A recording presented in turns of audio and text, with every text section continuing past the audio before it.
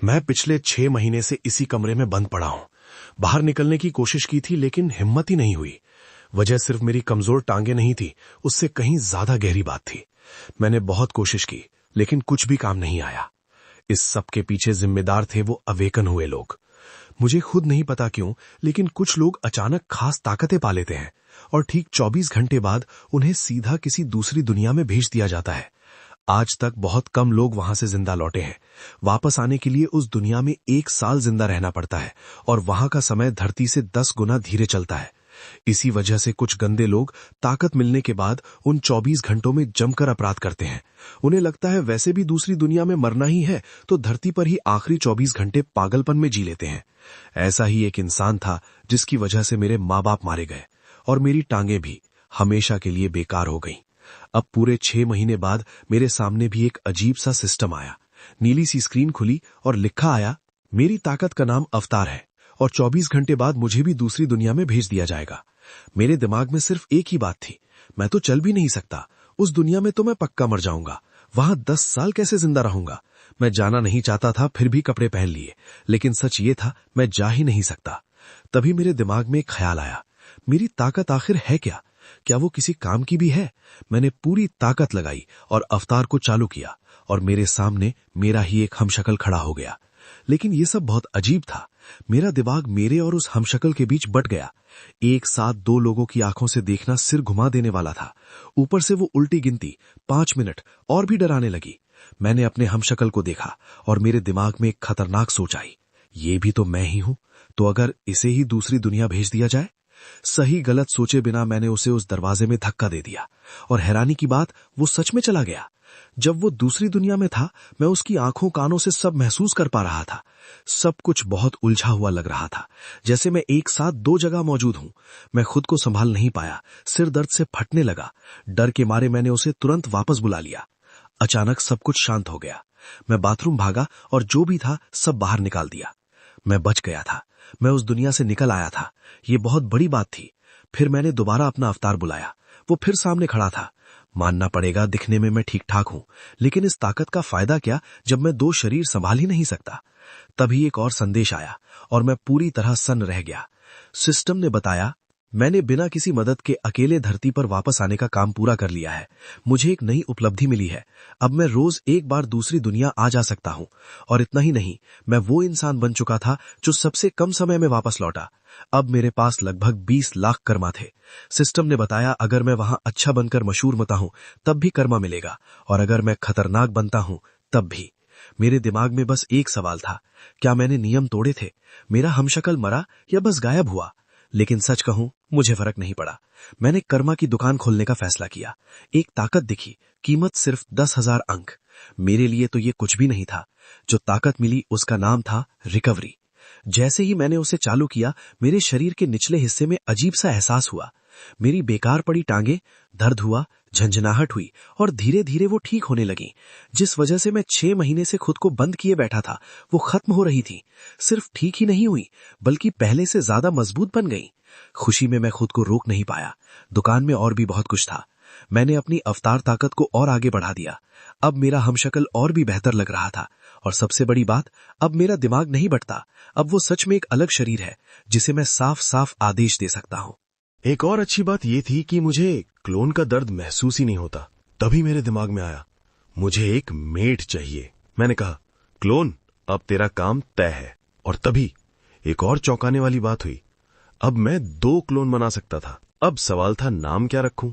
हर बार clone clone बोलना अजीब लगता है।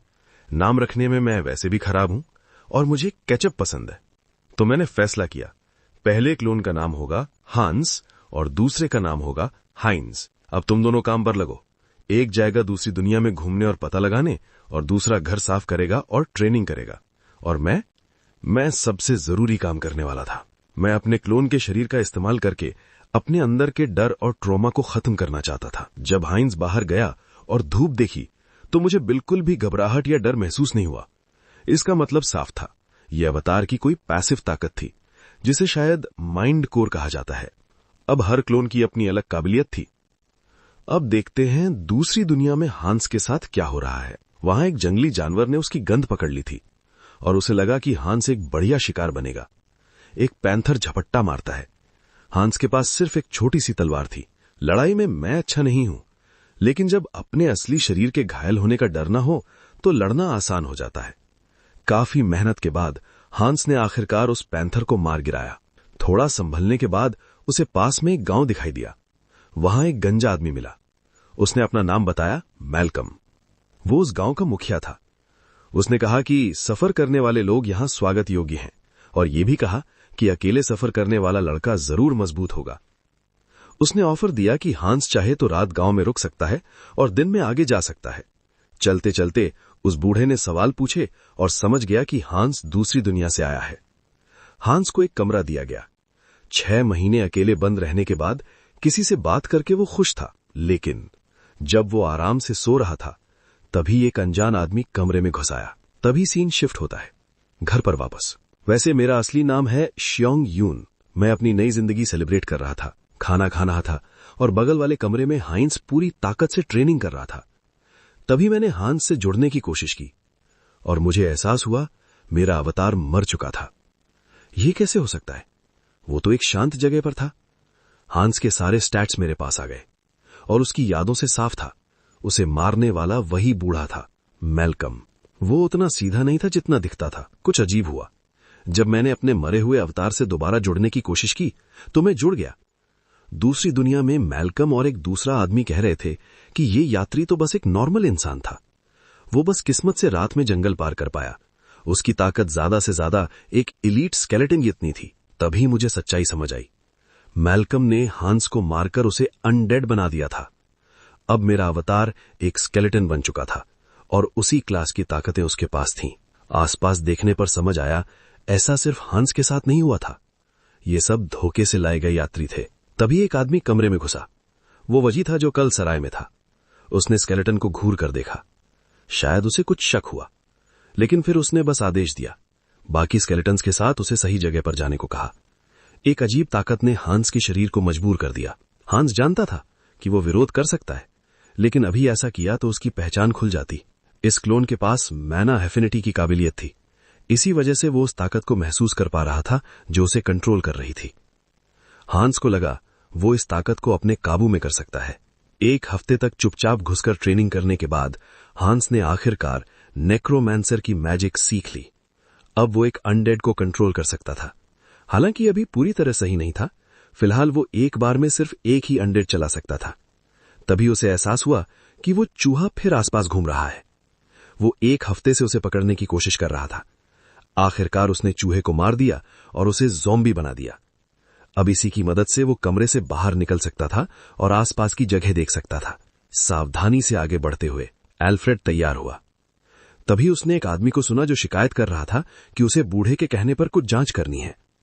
वो आदमी ताला खोलता है। एल्फ्रेड के जरिए हांस सोचता है दूसरे गोदाम में क्या होगा। जहां वो गया, एल्फ्रेड चुपचाप उसके पीछे चला गया। अंदर पहुंचते ही छोटे जानवर ने एक बेहद डरावनी मौजूदगी महसूस की। हांस को साफ लगा ज्यादा पास जाना खतरनाक है। बाहर एक आदमी दूसरे की तारीफ करता है और पूछता है कि पकने की प्रक्रिया कब शुरू होगी। दूसरा जवाब देता है, हर बार बाहर जाता हूं तो मेरी जीवन शक्ति खींचती हुई महसूस होती है और मास्टर रोज वहीं फंसा रहता है। वो सोचता है इतनी सुरक्षा और इमारतें बनाने की जरूरत क्या है, आखिर हमला करेगा भी कौन। एल्फ्रेड सब समझ गया। जो उसने पहले देखा था वो इममॉर्टल किंग का टुकड़ा था। जानकारी के लिए उसने मन ही मन शुक्रिया अदा किया। अब सवाल था और जानकारी कहां से मिले। उसने अपना ध्यान गांव के मुखिया की जगह पर लगाया। एल्फ्रेड की परछाई धीरे धीरे गहरी होने लगी। जमीन की छाया में घुसकर वो चुपचाप आगे बढ़ा।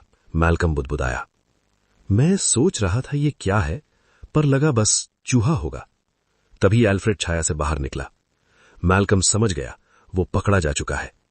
उसने जानवर के शरीर को देखा जो डार्क मैना से भरा हुआ अनडेड था। वो सोचने लगा, क्या ये चूहा अपने आप अनडेड बना या मैना की वजह से। एल्फ्रेड जमीन पर गिर पड़ा। उसकी छाया वाली हालत टूट गई। मैल्कम ने ठंडी आवाज में कहा, ये एक ही जगह है जहां डार्क मैना हद से ज्यादा भरा हुआ है। वो 2 आदमियों की तरफ मुड़कर पूछता है कि आज गोदाम की जिम्मेदारी किसकी थी। फिर ठंडी आवाज में बोलता है, मास्टर कौन है। एल्फ्रेड की बेजान लाश जमीन पर पड़ी रहती है। हैंड्स अंदर ही अंदर कसम खाता है कि वो इसका बदला जरूर लेगा। वो मन ही मन एल्फ्रेड से कहता है कि ऊपर से मेरा ध्यान रखना। तभी सीन शिफ्ट होता है। पूरा गांव ऊपर से दिखाया जाता है। एक आदमी एक इमारत से बाहर निकलता है और बड़बड़ाता है कि एक चूहा भाग गया। वो सारा दोष उस हरामी बूढ़े पर डालता है। वो एक अनडेड की तरफ उंगली करके चिल्लाता है, लाइन में खड़ा हो, तू अपनी जगह से बाहर है। फिर वो जमीन पर पैर पटकता है और गाली देता है, तुम सब कितने बेवकूफ हो। गुस्से में वो दूसरे अनडेड के मुंह पर घूंसा मार देता है और फिर चिल्लाता है, लाइन में खड़ा हो। लेकिन तभी वो रुक जाता है। जिस अनडेड को उसने मारा था उसकी रिएक्शन कुछ अलग थी। वो झुककर उसका सिर पकड़ लेता है और बोलता है, अरे ये क्या है। अब वो पहचान जाता है, ये वही घमंडी बूढ़ा है जिसने बगावत की थी। वो हंसते हुए याद दिलाता है कि कैसे उसने इसके परिवार को धमकाया था। फिर चिल्लाता है, बोल के दिखा। अचानक उसे याद आता है, अरे हां, मैंने तो इसकी जीभ ही काट दी थी। वो बोर्ड होकर उस अनडेड का सिर जमीन पर फेंक देता है। फिर उसे याद आता है कि गांव वालों का शिकार करना कितना मजेदार था। जमीन पर पड़ा अनडेड अपना मुंह खोलता है। वो आदमी हंसते हुए बोलता है, खुश रह, अब तू अपनी बीवी के साथ है। वो अनडेड की लाइन की तरफ इशारा करता है, लेकिन तभी वो बूढ़ा अनडेड अचानक उसे पकड़ लेता है। वो आदमी अब भी परिवार और छोटे बच्चों की बातें कर रहा होता है। अचानक अनडेड उसके हाथ में जोर से काट लेता है। आदमी घबरा जाता है, ये क्या कर रहा है तू। वो चिल्लाकर हुक्म देता है, रुक जा। हरामी चीज कहकर वो हाथ से हमला करने ही वाला होता है, तभी पीछे से एक और अनडेड आकर उसका मुंह ढक लेता है। वो छटपटाने लगता है, खुद को छुड़ाने की कोशिश करता है और बूढ़ा अनडेड उसका हाथ और जोर से काट लेता है। भीड़ के बीच से हैंस ये सब देख रहा होता है। वो ऊपर देखता है और यहीं से शुरू होता है शिकार का बदला। तभी सीन शिफ्ट होता है। गेट के पास हाइंस गार्ड से जिद कर रहा होता है। वो कहता है कि उसका छोटा भाई इसी गांव में है और काफी समय से बाहर नहीं गया। एक गार्ड उसे रोकता है, लेकिन हाइंस साफ बोलता है, मुझे गांव के मुखिया से बात करनी है। तभी पीछे से एक आवाज आती है, ये सब हंगामा क्या है। एक आदमी आगे आता है और खुद को मैल्कम बताता है, वही गांव का मुखिया। गार्ड्स भी हैरान हो जाते हैं। हाइंस नमस्ते करता है। मैल्कम पूछता है कि तुम कौन हो। हाइंस बताता है कि उसे लगता है उसका जुड़वा भाई हैंस यहीं कहीं पास में है। तभी सीन शिफ्ट होता है। हैंस एक पोर्टल पार करता है। दो शरीर होने का फायदा उठाते हुए वो आसानी से एक अंडरग्राउंड चेंबर में घुस जाता है। बाहर हाइंस बूढ़े को उलझाए हुए है और अंदर हैंस उस चीज को पकड़ता है जिसे वो इमॉर्टल किंग का फ्रैगमेंट समझता है। उससे जबरदस्त ताकत निकल रही होती है। हैंस को एहसास होता है कि ये फ्रैगमेंट अनडेड की एनर्जी नहीं खा रहा, बल्कि जो कमी है उसे जोड़ रहा है। वो आसपास के अनडेड को देखता है। यहां सब मजबूत लग रहे थे, उस जगह जैसे नहीं जहां वो पहले था, जो बस बेकार लोगों के लिए थी। वो बड़बड़ाता है, ये खाने में इतनी गंदी चीज क्यों लग रही है। फिर वो फ्रैगमेंट को सीधे अपनी छाती से लगा लेता है। चलो देखते हैं ये खाना कितना बुरा है। अचानक उसके शरीर से भयानक ऊर्जा फट पड़ती है। तभी सीन शिफ्ट होता है। बाहर हाइंस मैल्कम और गार्ड्स को समझाता है कि वो और उसका भाई जुड़वा है। वो अपने सिर की तरफ इशारा करके कहता है, इसी वजह से उन्हें हमेशा पता रहता है दूसरा कहां है। मैल्कम को यह बात मानना मुश्किल लगता है। तभी अचानक मैल्कम डर जाता है। वो चिल्लाता है, फ्रैगमेंट में कुछ गड़बड़ है, और अगले ही पल हुक्म देता है, इस बेवकूफ को मार दो। काली ऊर्जा आगे बढ़ती है। दोनों गार्ड्स हाइंस पर हमला करने के लिए दौड़ते हैं और उसे गाली देते हैं, लेकिन एक पल में हाइंस गायब हो जाता है। गार्ड्स इधर उधर देखते रह जाते हैं, कहां चला गया। तभी सीन शिफ्ट होता है। अंडरग्राउंड चेंबर में हैंस के दिमाग में हजारों नेगेटिव ख्याल भर जाते हैं। वो सिर पकड़ लेता है। माइंड कोर एनर्जी को थोड़ा फिल्टर कर रहा था, फिर भी दबाव सहन से बाहर था। वो खुद से पूछता है, क्या कोई इंसान ये सब झेले बिना पागल हुए रह सकता है। फिर जमा हुई सारी ऊर्जा एक साथ फट पड़ती है। सिस्टम नोटिफिकेशन आता है। एंटिटी ने एवोल्यूशन की शर्तें पूरी कर ली हैं। वो बदल जाता है एक डेमोलिक इमॉर्टल विजर्ड में। उसका रैंक इमॉर्टल किंग के फ्रैगमेंट की वजह से और बढ़ जाता है। एक और नोटिफिकेशन आता है, स्किल प्राप्त हुई, मैलिग्नेंट विजडम, जो डार्क मैजिक का टैलेंट और नॉलेज देती है। तभी सीन शिफ्ट होता है। बाहर एक आदमी शिकायत कर रहा होता है कि जेफी नाम के बेवकूफ की वजह से सब गड़बड़ हो गया। तभी कोई पीछे से बोलता है, बेहुदा इंसान। वो तुरंत पहचान जाता है, मास्टर की आवाज है। वो हां में सिर हिलाता है और बोलता है कि फ्रैगमेंट ठीक है या नहीं वो चेक करेगा। वो खिड़की से चिल्लाता है, जेफी जल्दी फ्रैगमेंट चेक कर। फिर वो सेल के दरवाजे तक जाता है और दोबारा आवाज लगाता है, सुन रहा है। तभी अंदर से तेज रोशनी फटती है। वो चौंक जाता है। वो फिर जेफी को बुलाने ही वाला होता है कि उसके सामने कदमों की आहट आती है। अचानक कई अनडेड हाथ उसे पकड़ लेते हैं। हैंस अपने अनडेड के झुंड के साथ बाहर निकलता है और आराम से बोलता है, नमस्ते। क्या खूबसूरत दिन है ना? ये सुनते ही वो आदमी पूरी तरह सन्न रह जाता है। डर के मारे उसकी आवाज कांपती है।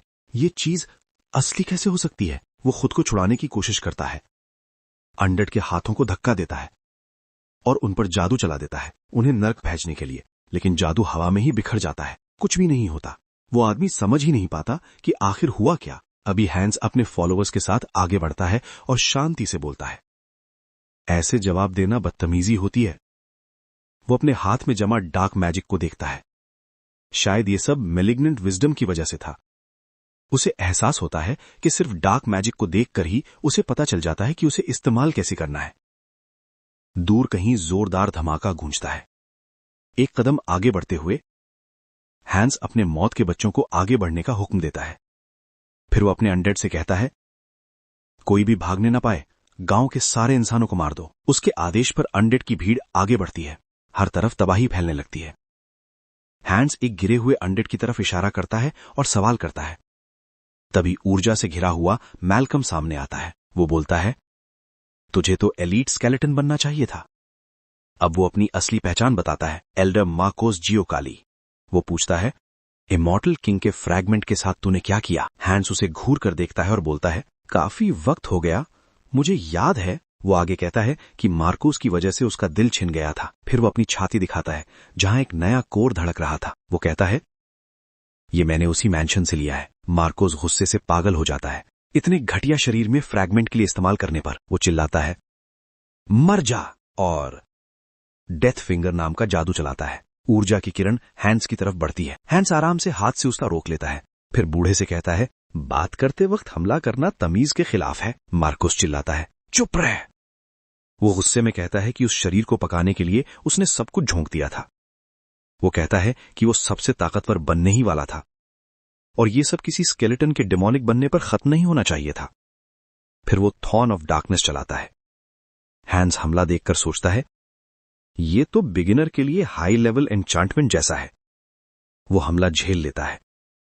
मार्कोस घमंड से बोलता है कि फ्रैगमेंट सिर्फ इसलिए काम कर पाया क्योंकि उसे उसने खुद तैयार किया था।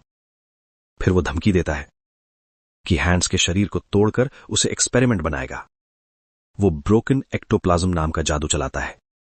हैंस खुद को छुड़ाते हुए झुंझलाता है, हर चीज का नाम रखने की अजीब आदत है। वो चिल्लाता है, एल्फ्रेड के दुश्मन, अब मर ही जा। मार्कोस चौंक कर पूछता है, एल्फ्रेड? क्या तू किसी को जानता था या सब कुछ जानकर ही आया था? अचानक डार्क एनर्जी के कांटे अपने ही मालिक की तरफ मुड़ जाते हैं। मार्कोस अपने ही जादू से घायल हो जाता है। वो समझ जाता है कि हैंस बहुत तेजी से डार्क मैजिक सीख रहा है। वो बुदबुदाता है, क्या ये फ्रैगमेंट की ताकत है? अब वो फैसला करता है कि और वक्त बर्बाद नहीं करेगा। वो पैक्ट ऑफ डिस्ट्रक्शन शुरू करता है। तभी सीन शिफ्ट होता है। गांव के दूसरे हिस्से में एक हुड पहना आदमी अपने ही साथी पर पीछे से हमला करता है। घायल आदमी चिल्लाता है, तुझे क्या हो गया है? उसके शरीर से डार्क एनर्जी निकलती है। जिस आदमी को लगा वो चीख उठता है क्योंकि वही एनर्जी उसके अंदर से फट पड़ती है और आसपास फैल जाती है। मार्को से काला ताज उठाता है और चिल्लाता है, क्या डार्क मेजेस की आत्माएं खींची जा रही हैं? वो ताज अपने सिर पर रखता है। क्राउन ऑफ द ब्रोकन और resting place of death activate हो जाते हैं। हैंस उससे पूछता है, क्या तूने अपने फॉलोअर्स की आत्माओं की कीमत पर अपनी ताकत बढ़ाई? मार्कोस मान लेता है कि फ्रैगमेंट ने हैंस को बचाया, लेकिन फिर वो हुक्म देता है, ड्रेन्ड सूल्स की काली आग से इसे मार दो। मार्कोस की आंखें पूरी तरह काली हो जाती हैं, लेकिन वो खुद डार्क मैजिक से घायल हो जाता है। मार्कोस गिर जाता है। हैंस बोर होकर बोलता है, स्किल का नाम सुनते सुनते नींद आने लगी थी, चलो इसे खत्म करते हैं। वो पास जाकर मार्कोस को धन्यवाद देता है, तेरी वजह से मैं डार्क मैजिक सीख पाया। मार्कोस बुदबुदाता है, मैं ऐसे मर जाऊंगा। हैंस उसे मारकर जमीन पर गिरा देता है और उसे बेवकूफ कहता है। लाश को देखते हुए वो पूछता है, एल्फ्रेड देख रहा है ना? क्योंकि उसका बदला पूरा हो चुका था। फिर वो चांद की तरफ देखता है और मन ही मन कहता है, मेरे छोटे दोस्त, शांति से सो जाना। तभी सीन शिफ्ट होता है। रात में एक बड़ा सा कैसल दिखाई देता है। अंदर एक इंसान मूर्ति के सामने घुटनों पर बैठा प्रार्थना कर रहा होता है। वो सिर उठाती है। एक औरत वो हैरानी से देखती है। दरवाजा खोलकर वो बिशप मार्टिन को बुलाती है। वो कहता है, लगता है प्रार्थना खत्म हो गई। सेंट रेस्टर बोलती है, बाकियों से संपर्क करो। वो बताती है कि उसे पश्चिम से इमॉर्टल किंग के पुनर्जन्म के संकेत मिले हैं। ये सुनकर बिशप डर जाता है। वो तुरंत मीटिंग बुलाने भागता है।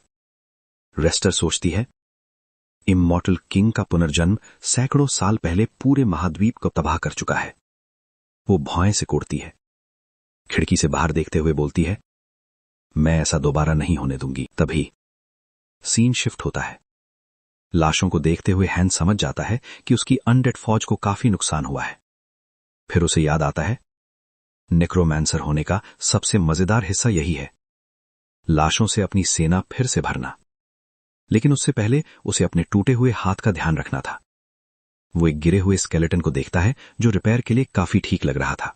वो पास पड़े दूसरे स्केलेटन की तरफ जाता है और उसका हाथ खींचकर उखाड़ लेता है। बोलता है, ये वाला ठीक लग रहा है। हंस अपनी सुपर रिकवरी स्किल चालू करता है और उस नए हाथ को अपने शरीर से जोड़ देता है। थोड़ा हाथ हिलाकर चेक करता है, सब कुछ परफेक्ट लग रहा था। वो सोचता है, क्या अब अपनी आर्मी फिर से भरनी शुरू करूं? वो जमीन पर पड़े एक शरीर की तरफ मुड़ता है और हुक्म देता है, मेरा सबऑर्डिनेट बन। मलिग्नेंट विजडम के हिसाब से वो अपनी ताकत उस शरीर में डालता है। इमॉर्टल किंग का फ्रैगमेंट भी उस जादू को सपोर्ट करता है। उसकी मैजिक शरीर में बची हुई ताकत को कंटेमिनेट कर देती है, लेकिन उसी दौरान सोच के टुकड़े मिट जाते हैं और स्केलेटन टूटकर गिर जाता है।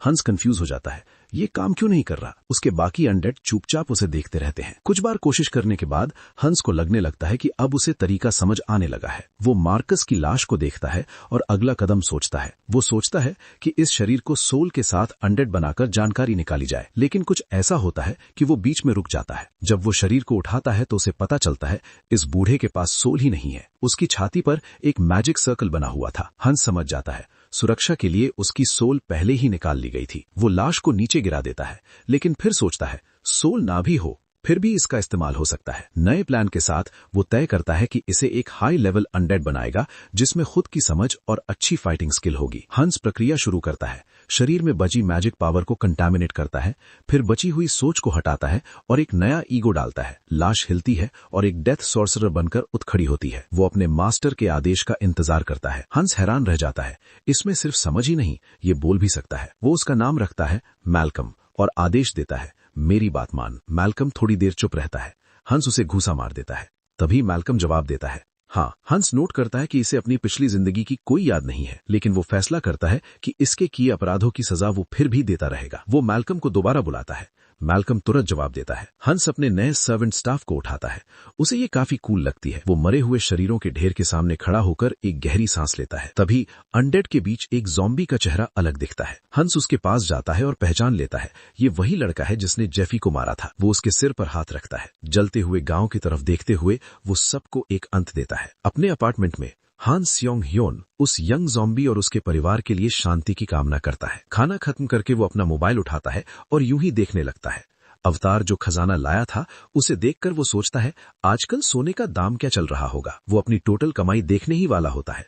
तभी अचानक हंस अवतार उसके सामने आ जाता है। वो चौंक जाता है। स्केलेटन जैसे मैल फंक्शन कर रहा हो, कुछ बोलने की कोशिश करता है। हंस घबरा कर चिल्लाता है, सिस्टम अवतार कैंसिल कर। अपने कमरे की सुरक्षा में लौटकर वो राहत की सांस लेता है। उसे लगता है, थोड़ा सा और होता तो मैं मर ही जाता। वो सोचता है और फैसला करता है कि सबसे पहले अपनी यूनिक स्किल को इम्प्रूव करना होगा। वो कर्मा शॉप खोलता है। देखता है कि उसके पास उम्मीद से ज्यादा पॉइंट्स हैं। वो स्किल अपग्रेड का ऑप्शन चुनता है। सिस्टम नोटिफिकेशन आता है कि स्किल के बढ़ने से उसकी मेंटल स्ट्रेंथ अब नॉर्मल से ऊपर हो चुकी है। उसे एक नई स्किल मिलती है, ट्रैंक्विलिटी। ये स्किल दिमाग को बाहरी हमलों और झटकों से बचाती है। हान सियोंग ह्योन सोने की सिल्लियां बैग में डालने लगता है। हंस की मौजूदगी में उसे अच्छा महसूस होता है। वो समझ जाता है कि नई स्किल मेन बॉडी पर भी लागू हो रही है। उसे अजीब लगता है, हर बार उसे वही स्किल मिलती है जिसकी उसे जरूरत होती है। अब वो तय करता है, सोना बेचने का टाइम आ गया है। बैंक में जाकर वो सारी गोल्ड जमा करने को कहता है।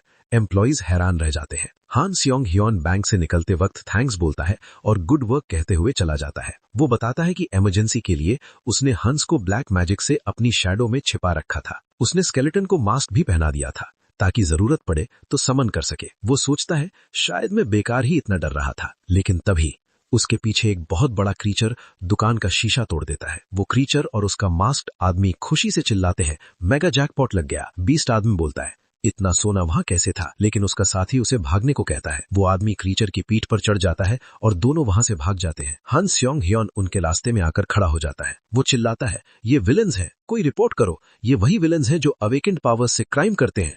हान स्योंग ह्यून जानता था कि ऐसे लोगों से आम लोगों को बचाने के लिए गार्डियंस होते हैं, लेकिन उससे पहले ही बीस्टमैन सीधे उसके चेहरे पर घूसा मार देता है। जमीन पर गिरकर हान स्योंग ह्यून अपना चेहरा ढक लेता है और तभी वो चोर वहां से भाग निकलते हैं। वो वहीं पड़ा रहता है, कुछ भी करने की हालत में नहीं। उधर मास्क्ड आदमी खुश होकर बोलता है भी प्लान बिल्कुल सही चल रहा है। गार्डियंस आने से पहले उनके पास अभी टाइम है, बस अब उन्हें पोर्टल ढूंढनी है। तभी बीस्टमैन सामने जमीन पर गिरी हुई पोर्टल को देख लेता है। उसे देखते ही वो चिल्लाता है और घुटनों के बल बैठकर उसे उठाने की कोशिश करता है, लेकिन लड़की पीछे किसी चीज की तरफ इशारा करती है। दोनों पलटकर देखते हैं। सामने हांस खड़ा था। बीस्टमैन हंसकर बोलता है, ये कोई गार्डियन नहीं है। वो हमला करने के लिए हाथ उठाता है। हांस अपनी जगह पर डटा रहता है क्योंकि हान स्योंग ह्यून खुद कुछ नहीं कर सकता, लेकिन हांस कर सकता है। जमीन से साया उभरता है और हांस विलन के पैरों को जकड़ लेता है। लड़ाई शुरू होने ही वाली होती है, तभी दूर से लोगों का एक ग्रुप दौड़ता हुआ आता है। एसोसिएशन गार्ड्स चिल्लाते हैं कि उनका शिकार भाग नहीं सकता। तभी सीन शिफ्ट होता है। एक टीम वेयरहाउस में पहुंचती है और देखती है कि कई लोग बेहोश पड़े हैं। उनमें से एक जमीन पर पड़े बीस्टमैन को देखकर बोलता है, लगता है किसी ने विलन से लड़ाई की और फिर गायब हो गया। दूसरा कहता है, ये टकराव अभी अभी हुआ है, जो भी था आसपास ही होगा। टीम लीडर सबको आसपास चेक करने का आदेश देता है। उसी जगह एक साया फर्श पर तेजी से सरकता है। वो हान स्योंग ह्यून के पैरों के नीचे से निकलता है जहां वो छिपा हुआ था। बाहर निकलते ही वो शरीर फैलाकर राहत की सांस लेता है। सड़क पर चलते हुए हान स्योंग ह्यून बुदबुदाता है, कभी कभी स्ट्रेस निकालना भी जरूरी होता है। तभी सीन शिफ्ट होता है। दूसरी तरफ हान स्योंग ह्यून का दूसरा अवतार हीन्स जोश में भरा हुआ खड़ा था। एक बड़े कैसल के गेट को देखते हुए वो बोलता है, आखिरकार मैं पहुंच गया। वो खुद से कहता है कि बूढ़ा मैल्कम झूठ नहीं बोल रहा था। गेट के सामने खड़े होकर वो घोषणा करता है, ये मेरी नई दुनिया में एंट्री है। लेकिन जैसे ही वो शहर के अंदर जाता है, उसे कुछ अजीब लगता है। वो सोचता है, यहां इतना सन्नाटा क्यों है। थोड़ा आगे बढ़ने पर उसे समझ आता है कि यहां कोई एंट्री चेक नहीं है और बाहर से आने वालों की किसी को परवाह नहीं। एक आदमी बच्चे से कहता है, मैंने तुझे चेतावनी दी थी। बच्चा और समय मांगता है।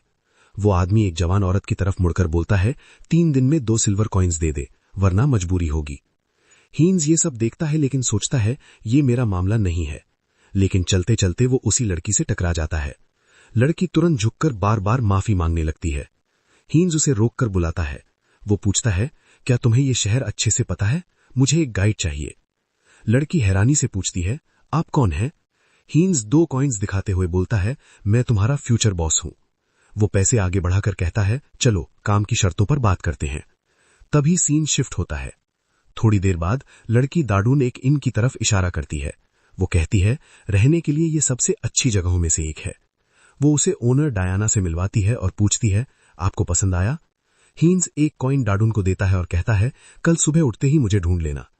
बिस्तर पर लेटे हुए हीन सोचता है कि डाडून ही उसकी गाइड बनेगी। वो इसे एक अच्छा काम मान लेता है, लेकिन जैसे ही वो सोने की कोशिश करता है, वो बड़बड़ाता है, ये बिस्तर इतना खराब है कि नींद ही नहीं आ रही। उसे छींक आ जाती है। तभी बाहर से भी एक छींक की आवाज आती है। वो सोचता है, ये क्या था? खिड़की से बाहर झांकते ही वो चौंक जाता है। डाडून बाहर बैठी होती है और उसे गुड नाइट बोलती है। वो कंफ्यूज हो जाता है, सुबह होने से पहले ये यहां क्यों बैठी थी? तभी सीन शिफ्ट होता है। अगली सुबह खाना खाते वक्त वो उसे कहता है, अब इतनी सुबह मेरा इंतजार मत किया करो। डाडून खुशी से हां बोलती है। वो उसे डांटते हुए कहता है, मुझे औसी मत बुलाया करो। फिर उसके खाने की तरफ इशारा करके पूछता है, खाओगी नहीं? और अगर भूख हो तो और लेने को भी कहता है। डाडून मुस्कुराते हुए थैंक्स बोलती है और खाना ले लेती है। चलते हुए वो बताती है, इस शहर का नाम अजांथू है। ये थालिया किंगडम के पश्चिम में है। हीन्स देखता है कि ये जगह एक आम मिडीवियल शहर जैसी लगती है, लेकिन हर जगह फैला एक निशान उसका ध्यान खींचता है। वो दीवार को छूता है और समझ जाता है, ये रंग नहीं, खून है। डाडून थोड़ी हिचकती है। तभी हीन्स को पिछली रात की एक बात याद आती है। वो उससे पूछता है, क्या तुमने कल रात हिरन का सूप पिया था? लड़की हैरान होकर हां बोलती है। वो मुस्कुराकर कहती है, मेरी सूंघने की शक्ति बहुत तेज है। हीन्स बात बदलते हुए उस निशान के बारे में पूछता है। डार्डन बताती है, ये वेरोलॉक ऑर्गेनाइजेशन का निशान है। हीन्स थोड़ी देर चुप हो जाता है। अचानक वो रुक कर बोलता है, यहां कुछ गंध आ रही है। डार्डन उत्साहित होकर बोलती है, ताजी बेक की हुई ब्रेड। वो दौड़ते हुए आगे बढ़ जाती है। खाने के बाद भी जगह रहती है। हीन्स पीछे से याद दिलाता है कि वो अभी खाकर आए हैं। तभी सीन शिफ्ट होता है। हवा एक अंधेरी सुनसान गली से गुजरती है। किसी को जबरदस्ती उस गली में घसीटा जाता है। जमीन पर खून की लकीर रह जाती है और अंधेरा और गहरा हो जाता है। कुछ दिन बाद हाइंस डाउन का इंतजार कर रहा होता है। उसे अजीब लगता है क्योंकि डाउन कभी लेट नहीं होती। तभी वही आदमी सामने आते हैं जिनसे उसकी पहले मुलाकात हुई थी। उनमें से जो लीडर लगता है वो मुस्कुराकर बोलता है, हम तुमसे थोड़ी बात करना चाहते हैं। हाइंस अपनी मुट्ठी में पकड़े कॉइन्स आगे बढ़ाता और कहता है, ज्यादा नहीं है, पर उम्मीद है शहर में शांति बनाए रखने में काम आएंगे। तभी हाइंस की नजर उनमें से एक आदमी की गर्दन पर जाती है। वही निशान जो उसने दीवारों पर देखा था।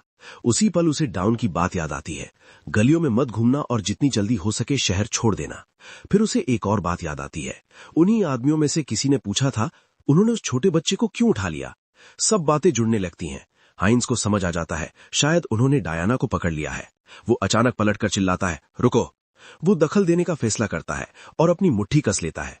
तभी एक जवान आदमी आगे बढ़ता और कुछ पूछने ही वाला होता है, लेकिन उसी वक्त डाउन दौड़ती हुई आती है और उसे पुकारती है। वो घबराई हुई उसे डायना ढूंढने को कहती है। आदमी सवाल करता है, हमारा भाई क्या जानना चाहता है। हाइंस बात बदलते हुए पूछता है, जो सिल्वर कॉइन्स दिए थे वो काफी थे ना। फिर वो खाली कॉइन पाउच दिखाता और कहता है, सब ले गए तुम लोग। हाइंस डाउन की तरफ मुड़कर डांटता है, इतनी देर से क्यों आई, आज खाने को नहीं मिलेगा।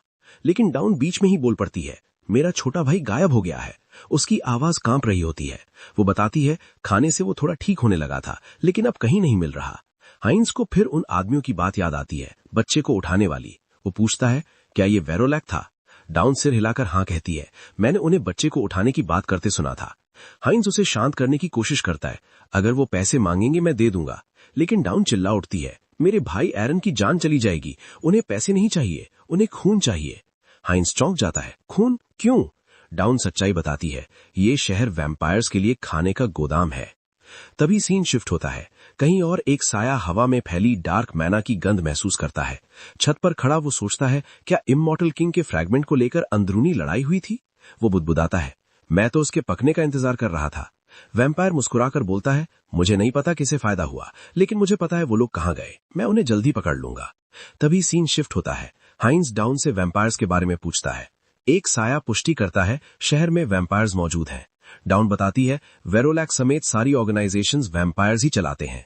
वो रोते हुए कहती है, यहां से कोई भी भागे जिंदा नहीं बचता, हम बस हर दिन जिंदा रहने की कोशिश कर रहे थे। आखिर में वो टूटकर कहती है, मैं और मेरा भाई यहीं मर जाएंगे। तभी हाइंस उसके चेहरे को पकड़कर चिल्लाता है, होश में आओ, हमारे पास ज्यादा वक्त नहीं है। वो पूछता है, क्या तुम्हें पता है उन्होंने तुम्हारे भाई को कहां ले गए होंगे।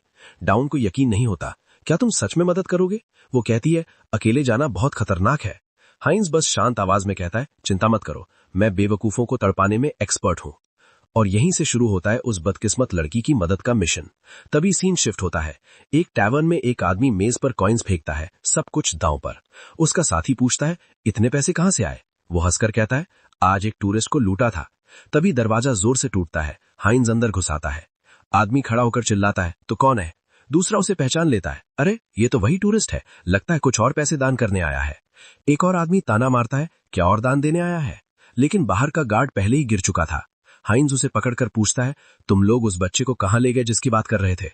आदमी अकड़कर बोलता है, तुझे पता भी है तो किससे बात कर रहा है। वो पूरा भी नहीं बोल पाता। हाइंस एक घूसा मारता है, मुझे अच्छे से पता है जो लोग लालच में दूसरों के परिवार से खेलते हैं वो किस तरह का कचरा होते हैं। फिर बस एक शब्द बोलता है, कचरा। एक ही घूसे में वो आदमी गिर जाता है। हाइंस चेतावनी देता है, अब सिर्फ 2 बचे हैं। बाकी दोनों हमले के लिए आगे बढ़ते हैं। एक के हाथ में चाकू है। हाइंस भी आगे बढ़ता है, उसे पूरा भरोसा है वो जीत सकता है। दोनों एक साथ हमला करते हैं। एक आदमी चाकू उसके पेट में घुसा देता है, लेकिन वो हैरान रह जाता है, चाकू अंदर ही नहीं जाता। हाइंस मौके का फायदा उठाकर उसके चेहरे पर घुसा मारता है। वो बताता है, मैंने नाइफ प्रूफ वेस्ट पहना है। आखिरी आदमी कुल्हाड़ी लेकर हमला करता है, लेकिन वार एक बैरियर से रुक जाता है। वो चिल्लाता है, ये क्या है। हाइंस उसकी कलाई पकड़ता है और उसे जमीन पर गिरा देता है। तीनों ढेर। हाइंस अपने इक्विपमेंट को देखते हुए सोचता है, अच्छा हुआ मैं काफी मैजिक आइटम्स लाया था। सब जमीन पर पड़े हैं। वो सोचता है, क्या ये खत्म हो गया? शायद मैं ज्यादा सामान ले आया। तभी सीढ़ियों से और लोग उतरते हैं। वो गड़बड़ी देखकर सवाल करते हैं और उसी पल हाइंज समझ जाता है, उसने जल्दी बोल दिया था। चारों तरफ गिरे हुए लोग पड़े हैं। वो सांस संभालता और सोचता है, इतने ज्यादा क्यों है? वो अपने कंधे में धसे हथियार को निकालता और बुदबुदाता है, लड़ाई में गिनती ही भूल गया। फिर वो आखिरी होश में पड़े आदमी की तरफ मुड़ता है। हाइंज उस आदमी के सिर पर पैर रखकर पूछता है, तुम लोगों ने जिस छोटे लड़के को उठाया है वो कहां है? आदमी मना कर देता है और धमकी देता है, तुझे इसका पछतावा होगा। वो कहता है कि तुम्हें मारने के लिए तुम्हारा बॉस अभी किसी भी पल आ सकता है। हाइंज शांति से जवाब देता है, जानकारी देने के लिए धन्यवाद। फिर ठंडी आवाज में बोलता है, अब अपनी जान की चिंता कर। हाइंज एक कमरे में घुसता है और एक लड़के से पूछता है, क्या तुम एरन हो? लड़का डर कर कोने में सिमट जाता है और छोड़ देने की भीख मांगने लगता है। हाइंज धीरे से उसके पास जाता है और उसे शांत करते हुए कहता है, डरो मत, तुम्हारी बहन ने मुझे भेजा है तुम्हें बचाने के लिए। लड़का पूछता है, आप मेरी बहन को जानते हो? हाइंज कहता है, चलो बाहर चलते हैं, मैं सब समझा दूंगा। लेकिन बाहर निकलने से पहले ही खिड़की पर एक बहुत बड़ा चमगादड़ आकर बैठ जाता है। एक भारी आवाज गूंजती है, मेरे रेस्टोरेंट में मेरे खाने को छूने की हिम्मत किसने की? फिर वही आवाज दोहराती है, खाते वक्त मुझे डिस्टर्ब करने वाला कौन है? अचानक एक वैम्पायर उनके सामने आ जाता है। वो पूछता है, क्या तुम ओडेसिटी ओथ से हो? फिर एरन की तरफ देखकर सवाल करता है, क्या ये तुम्हारा भाई है? और चेतावनी देता है, हमसे टकराने का अंजाम अच्छा नहीं होता।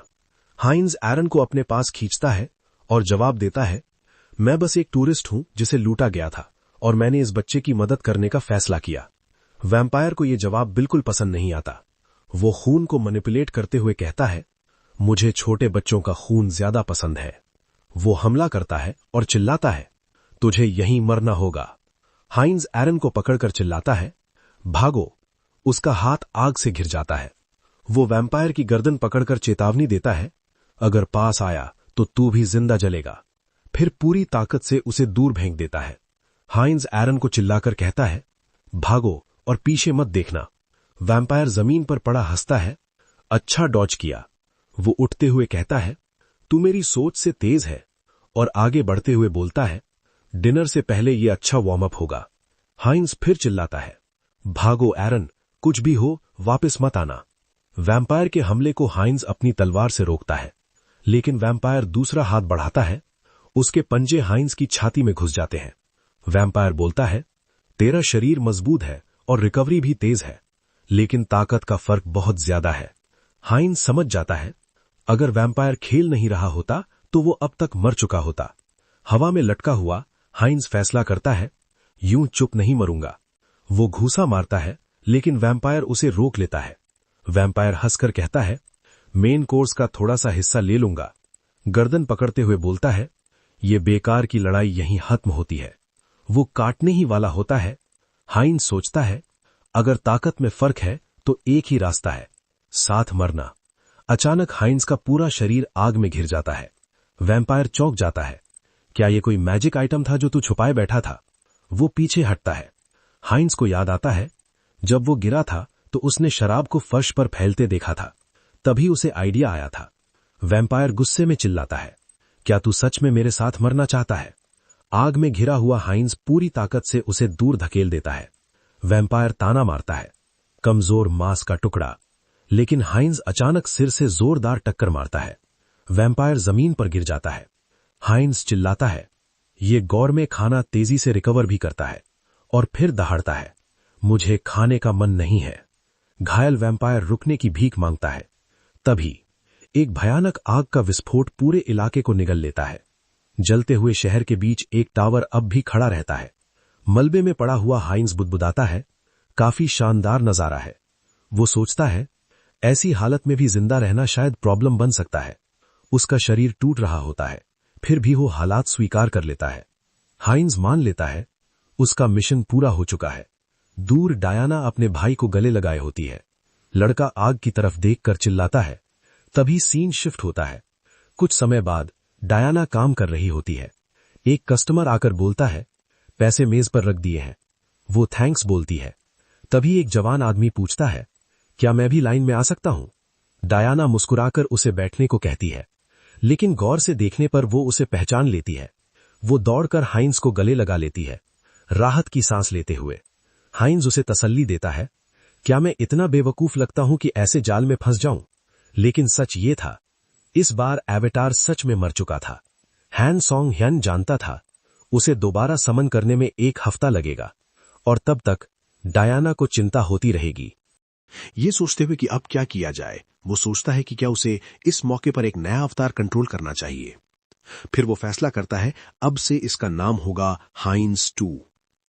पहले से बनाए गए अवतार का इस्तेमाल करके वो उसी जगह पहुंचता है। उसके दिमाग में सवाल आता है, क्या डायना समझ पाएगी कि ये कोई और है? लेकिन डायना को पूरा यकीन था, क्योंकि सोल की एसेंस पहले जैसी ही थी। वो उसे चेतावनी देती है, अब तुम वहां वापस मत जाना, वैम्पायर्स तुम्हें ढूंढ रहे होंगे। हाइंस उसे भरोसा दिलाता है, जो करना था वो मैं कर चुका हूं। आखिरकार मेरे साथ इमॉर्टल किंग के हाथ है, तो वैम्पायर्स कोई बड़ी बात नहीं। तभी सीन शिफ्ट होता है। अपने कमरे में वापस आकर हाइंस को पता चलता है कि इंटरडायमेंशनल ट्रांसमिशन के लिए उसे 10 दिन इंतजार करना पड़ेगा। उसे एहसास होता है ये सोचे से कहीं ज्यादा लंबा है। अचानक जो वैम्पायर शहर पर नजर रखे हुए था वो सामने आ जाता है और उसकी गर्दन पकड़ लेता है। वो गुस्से में बोलता है, वो तू ही था, है ना? वो बताता है कि वहां मिले निशान सीधे जंगल तक जाते हैं। हाइंस समझ जाता है वैम्पायर्स उसे पहचान चुके हैं। वैम्पायर सवाल करता है, क्या वो वैम्पायर जिसे मारा गया उसके इलाके में कोई टूरिस्ट घूम रहा था? हाइंस पलटकर हमला करना चाहता है, लेकिन उसके शरीर में ताकत ही नहीं बची। उसे समझ आ जाता है ये भी एक मॉन्स्टर है। वैम्पायर उसे पकड़े हुए बोलता है, मुझे ना डार्क मैजिक की ऑरा महसूस हो रही है, ना तुम्हारे खून में मेरे जैसे किसी की गंध। हाइंस घबरा कर बोलता है, तुम क्या कह रहे हो? मुझे कुछ नहीं पता, मैं तो सो रहा था। वैम्पायर ठंडी आवाज में पूछता है, क्या तुम सच में हालात नहीं समझ रहे? वो उसकी गर्दन में दांत गड़ा देता है। खून चखते ही वैम्पायर चेतावनी देता है, अब मैं धीरे धीरे बोलूंगा। हाइंस अपनी गर्दन छूता है और समझ जाता है अब वो झूठ नहीं बोल सकता। उसका शरीर बदलने लगता है और उसकी रेस वैम्पायर में बदल जाती है। वैम्पायर पास आकर वही सवाल दोहराता है। उसी वक्त उसे लेसर ब्लड लाइन एबिलिटी मिल जाती है। वैम्पायर पूछता है, क्या तू सच में ओथ ऑफ डेयरिंग से जुड़ा नहीं है? वो जबरदस्त दबाव डालता है। हाइंस का खून उसे सुपीरियर वैम्पायर के आगे झुकने पर मजबूर करता है, लेकिन हाइंस जवाब देता है, मैं बस एक साधारण ट्रैवलर हूं। तभी उसे एहसास होता है कि वो उस दबाव को नजरअंदाज कर सकता है। उसका माइंड कोर खून में छिपी आज्ञा मानने की प्रवृत्ति को छान देता है। वैम्पायर सोच में पड़ जाता है, क्या मैंने गलत समझ लिया? वो उसे साथ चलने को कहता है, हमें कुछ काम है। हाइंस फैसला करता है वो उसके साथ जाएगा ताकि ज्यादा जानकारी मिल सके। तभी सीन शिफ्ट होता है। दोनों पहुंचते हैं अजांथू में स्थित वारोस्लैक क्लैन के हेडक्वार्टर्स। अंदर घुसते ही बाकी वैम्पायर्स लॉर्ड वैम्पायर का स्वागत करते हैं। 2 वैम्पायर्स हाइंस को देखकर फुसफुसाते हैं, लॉर्ड ने इतने कमजोर साइड को क्यों स्वीकार किया? अचानक एक फीमेल वैम्पायर उसे पकड़ लेती है। वो खुश होकर बोलती है, ताजा खून आ गया। वो अपना नाम बताती है, रोजेलिका। वो ड्रिंक ऑफर करते हुए पूछती है, तुम्हारा नाम क्या है? हाइंस जवाब देता है, मेरा नाम हाइंस है। रोजेलिका मुस्कुराकर कहती है, टेंस मत हो, हम दोनों लेसर ब्लड के हैं। वो जिद करती है कि वो ताजा खून पिए। शक से बचने के लिए हाइंस पीने का फैसला करता है, लेकिन स्वाद लेते ही उसे महसूस होता है कि माइंड कोर होने के बावजूद खून की भूख बहुत तेज है। वो टेस्ट और स्मेल को ब्लॉक कर देता है। एक घूंट लेने के बाद वो बोलता है, काफी स्वादिष्ट है। रोजेलिका फ्लर्ट करती है। हाइंस उससे पूछता है, लेसर ब्लड का मतलब क्या है? वो समझ जाती है उसे वैम्पायर रैंक्स का कुछ पता नहीं। रोजेलिका समझाती है, लेसर ब्लड वाले नाइट्स जैसे होते हैं, प्योर ब्लड वाले जैसे लॉर्ड वैम्पायर नोबिलिटी होते हैं। वो आगे बताती है, क्लैन लीडर्स रॉयल ब्लड वाले राजघराने होते हैं और सेक्रेड ब्लड एक तरह की आस्था है। वो कहती है, हम सब प्रोजेनिटर में विश्वास रखते हैं और उसकी पूरी आज्ञा मानते हैं। तभी सीन शिफ्ट होता है। ऊपर बैल्कनी से लॉर्ड वैम्पायर सबका ध्यान खींचता है। वो घोषणा करता है, जब सब यहां है तो सीधे मुद्दे पर आता हूं। एक प्योर ब्लड वैम्पायर बताता है, ओथ ऑफ डेयरिंग के पास मौजूद इमॉर्टल किंग के फ्रैगमेंट्स गायब हैं। दूसरा प्योर ब्लड जोड़ता है, उन्हें आखिरी बार इस शहर की तरफ आते देखा गया था, फिर वो बिना निशान के गायब हो गए। हाइंस फ्रैगमेंट्स के बारे में पूछता है। रोजेलिका हैरान होकर पूछती है, क्या तुम्हें सच में नहीं पता? वो बताती है कि पास के एक गांव में डार्क सॉर्सरर्स फ्रैगमेंट्स को कल्टीवेट कर रहे थे और वहीं ओथ ऑफ डेयरिंग मौजूद था। तभी लॉर्ड वैम्पायर आदेश देता है, सब अपने अपने इलाके में जाओ, जो भी सस्पेक्टेड लगे तुरंत रिपोर्ट करो। कुछ देर बाद शहर में चलते हुए रोसेलिका झुंझलाकर बोलती है, अगर ऐसे ही धूप में चलती रही तो मेरी स्किन जल जाएगी। हाइंस भी मानता है, सूरज की रोशनी उसे भी कमजोर बना रही है। रोसेलिका उसे जल्दी करने को कहती है, हम यहां रुक नहीं सकते। वो बड़बड़ाती है, फ्रैगमेंट्स को यहां लाना पूरी तरह बेकार साबित हुआ। हाइंस बीच में टोकता है, क्या यहां भी इमॉर्टल किंग के फ्रैगमेंट्स हैं? रोसेलिका सर हिलाकर जवाब देती है, हां, डार्क सॉर्सरर्स अपने फ्रैगमेंट्स को वैम्पायर्स के फ्रैगमेंट्स के साथ मर्ज करने वाले थे। हाइंस समझ जाता है, ये तो किस्मत की बात है, शायद कोई प्योर ब्लड वैम्पायर फ्रैगमेंट्स की रक्षा कर रहा है। वो रोसेलिका को पकड़कर कहता है, मुझे फ्रैगमेंट्स की लोकेशन जाननी है। रोसेलिका हंस देती है, मुझे क्यों पता होगा ऐसी चीजों के बारे में। तभी खाते हुए डायना बोलती है, शायद मुझे कुछ पता हो। हाइंस चौंक कर उसकी तरफ देखता है। डायना शांत आवाज में कहती है, मुझे लगता है मुझे इमॉर्टल किंग के फ्रैगमेंट्स की जगह पता है। ये सुनकर हाइंस पूरी तरह सन्न रह जाता है। हान स्योंग हियन पूछता है, क्या तुम्हें सच में पता है? डायना जवाब देती है, हां, लेकिन सब कुछ साफ नहीं है। ये काफी पुरानी बात है। करीब 1 साल पहले डायना कब्रों की सफाई का काम करती थी। हर शुक्रवार वैरोलैक ऑर्गेनाइजेशन के लोग एक स्टोन चेंबर में जाते थे। उस जगह के अंदर से बहुत भयानक और बुरी गंध आती थी। हान स्योंग हियन समझ जाता है, ये जगह जांच के लायक है। वो डायना को धन्यवाद देता है, कहता है, बाकी सब मैं अकेले संभाल लूंगा, तुम लोग छुप जाओ। लेकिन डायना उसका हाथ पकड़ लेती है। वो उसे रोकती है। उसकी आंखें सिकुड़ जाती हैं। तुम्हारी गंध आज कुछ अलग है। हान स्योंग हियन समझ जाता है, उसकी नाक को धोखा नहीं दिया जा सकता। वो सच्चाई बता देता है और उसे भरोसा दिलाता है वो उसे किसी भी हाल में मुसीबत में नहीं डालेगा। वो कहता है, चिंता मत करो। डायना अब भी उसका हाथ पकड़े रहती है। वो धीरे से कहती है, अगर हालात बिगड़े तो मेरा खून पी लेना, बस ज्यादा मत करना। हान स्योंग हियन उसके सिर पर हाथ रखता है और बोलता है, तू बहुत ज्यादा बोलती है। फिर कहता है, बस इतना काफी है, अब मुझे सिर्फ उस जगह का रास्ता चाहिए जहां से वो भयानक गंध आती है। तभी सीन शिफ्ट होता है। रात के सन्नाटे में एक कब्रिस्तान से चीखें गूंजती हैं। एक चेंबर के अंदर एक आवाज हुक्म देती है, खड़ा हो, सीधा खड़ा हो। टियापोल घायल आदमी के पास आता है। वो पूछता है, मरना चाहता है? फिर ठंडे स्वर में कहता है, अगर मैं तलवार से एक वार करूं तो तुझे शांति से मरने दूंगा। घायल आदमी तलवार कसकर पकड़ता है और हमला करता है। तभी टियापोल के हाथ से काली टेंड्रिल्स निकलती हैं। वो आदमी के पूरे शरीर को जकड़ लेती हैं और हर जगह छेद कर देती हैं। उसका शरीर पूरी तरह सूखने लगता है। टियापोल बोर होकर बोलता है, ये बहुत उबाऊ है। वो लाश को हवा में लटकता छोड़ देता है। एक सर्वेंट को बुलाकर हुक्म देता है, इस कचरे को साफ करो और कोई मजबूत बलि लाओ। सर्वेंट जवाब देता है, जी लॉर्ड टियापोल। वो लाश को घसीटते हुए ले जाता है। तभी वो रुककर पूछता है, वहां कौन है? अचानक स्केलेटन्स का एक झुंड उस पर टूट पड़ता है। टियापोल पलटकर चिल्लाता है, ये गंदे कॉप्स यहां कैसे घुस आए? वो अपने सर्वेंट्स को हुक्म देता है, इन घिनौनी चीजों को खत्म कर दो। एक बड़ा स्केलेटन आगे बढ़ते सर्वेंट को कुचल देता है। जमीन पर कांटों की एक बैरियर बन जाती है। टियापोल खुद को बचाने की कोशिश करता है। फंसकर वो पूछता है, ये क्रीचर क्या है? क्या ये ओथ ऑफ ओडेसिटी का नेक्रोमैंसर है और ये यहां तक पहुंचा कैसे? हांस शांति से उसके सामने खड़ा रहता है। टियापोल समझ जाता है, ये बोलेगा नहीं। वो ठंडे स्वर में कहता है, कोई फर्क नहीं पड़ता, जब सिर्फ तुम्हारा सिर बचेगा तब सवाल करूंगा। टियापोल हमला करता है। एक स्केलेटन उसके वार से पूरी तरह टूट जाता है, लेकिन वो स्केलेटन दोबारा रीजेनरेट होने लगता है।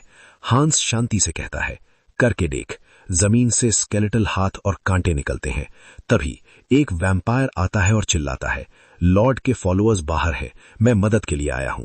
टियापोल उसे आदेश देता है, मेरी मदद पर ध्यान दो। वो बुदबुदाता है, ये डेमोलिच बहुत ताकतवर है। वो रीइंफोर्समेंट का समय पूछता है।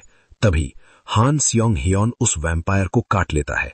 वो हैरान होकर सोचता है, मेरे मुंह में खून क्यों है? टियापोल चिल्लाता है, तू पागल हो गया है। हान स्योंग हियन अपना हाथ टियापोल की तरफ बढ़ाता है। वैम्पायर पहचान जाता है, ये ब्लैक मैजिक है। वो सोचता है, क्या ये दोनों मिले हुए हैं? वो चिल्लाता है, रुक जा। टियापोल गुस्से में दहाड़ता है, अपनी ही जाति का खून पीना एक पाप है। काटा गया वैम्पायर धीरे धीरे मुरझाने लगता है। उसके ऊपर खड़े होकर हान स्योंग हियन बोलता है, ये मुझ पर काम नहीं करता। उसे ब्लड मैजिक मिल जाती है। वो सोचता है, इस एबिलिटी से मुझे बढ़त मिलेगी। हान स्योंग हियन कहता है, मैं बैरियर तोड़ सकता हूं, लेकिन हांस रोक देता है, इसके लिए वक्त नहीं है। हान स्योंग हियन फैसला करता है, तो फिर तोड़ ही देते हैं। वो जोरदार हमला करता है। चेंबर की छत धमाके से टूट जाती है। दोनों ऊपर देखते हैं और एक साथ बोलते हैं, मिल गया। वही था इमॉर्टल किंग का दूसरा फ्रैगमेंट। हांस आगे बढ़ता है और आर्टिफैक्ट उठाने के लिए हाथ बढ़ाता है। छूते ही उसके दिमाग में ख्यालों का भयानक सैलाब आ जाता है। वो समझ जाता है, फिल्टर करने के बाद भी फ्रैगमेंट में असीम नकारात्मक सोच भरी है। तभी सारे क्लोन्स की मेंटल पावर हांस पर फोकस हो जाती है और उस जगह से ऊर्जा का एक विशाल विस्फोट होता है। एक वैम्पायर अपने फॉलोअर्स के साथ वहां पहुंचता है। वो आसमान की तरफ देखकर सोचता है, क्या मैं बहुत देर से आ गया? उसकी नजर आसमान में तैरती एक आकृति पर पड़ती है। वो तुरंत हुक्म देता है, उधर फायर करो। हमले उस उड़ती हुई चीज से टकराते हैं, लेकिन उसी पल हांस फ्रैगमेंट को अपनी छाती में समा लेता है। पीछे से टियापोल अचानक हमला करता है। वैम्पायर सामने तैरते उस अस्तित्व को देखता है।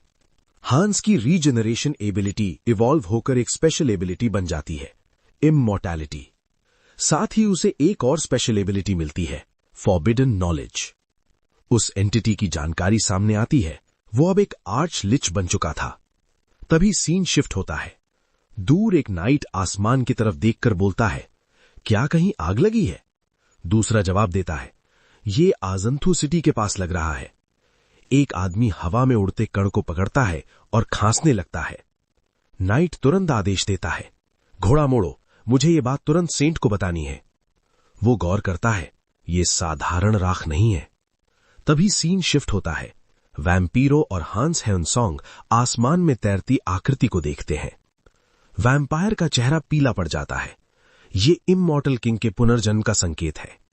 वैम्पीरो बुदबुदाता है, सिर्फ फ्रैगमेंट से ये लगभग 10 गुना ताकतवर हो गया। फ्रैगमेंट की ताकत से हांस का रैंक बढ़ जाता है।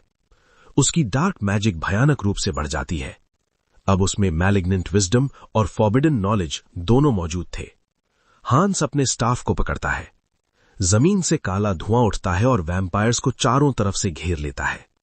वैम्पीरो हैरान होकर सोचता है, ये कोई चाल है? इसका प्लान क्या है?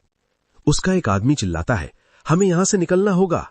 लेकिन तभी एक साया उसका हाथ पकड़ लेता है। वैम्पीरो पलट कर देखता है, उसका आदमी हवा में उछाल दिया गया था। अचानक चारों तरफ सायों का जाल बन जाता है।